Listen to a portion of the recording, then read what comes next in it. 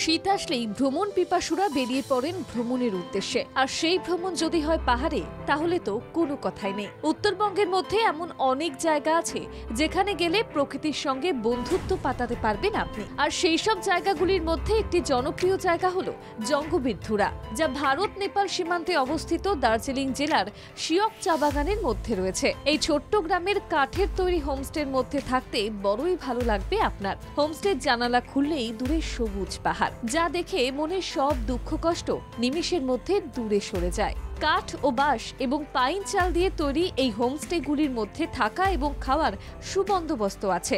এই হোমস্টের ব্যালকনিতে বসেই ঘন্টার পর ঘন্টা প্রকৃতির মায়াবী পরিবেশ দেখে সময় কেটে যায়। এখান থেকে একটু এগিয়ে গেলেই নেপাল, যেখানে দেখতে পাবেন পাইন ফরেস্ট আর একটি লেক। যে লেকের ধারে গেলে নিজের প্রতিবিম্ব দেখতে পাবেন লেকের জলের মধ্যে। দুপাশে পাইন বন আর মাঝখানে সবুজ লেক, যা দেখলে চোখেও শান্তি অনুভূত হয়। সেই লেকের মধ্যে দিয়ে বয়ে চলেছে এক ছোট্ট সেতু।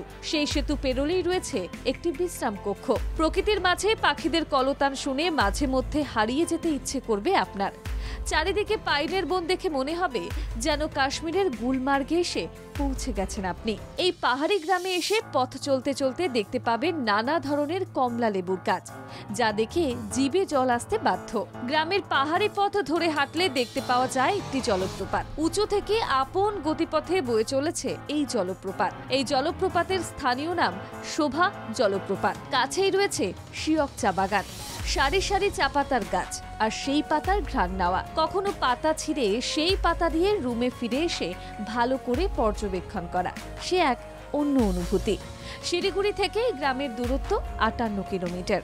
এখানে আসতে গেলে শিলিগুড়ি জংশন থেকে শেয়ার গাড়িতে করে পৌঁছে যেতে পারে মিরিক, আর সেখান থেকে পৌঁছে যান শিয়ক জঙ্গবীরধুরাতে।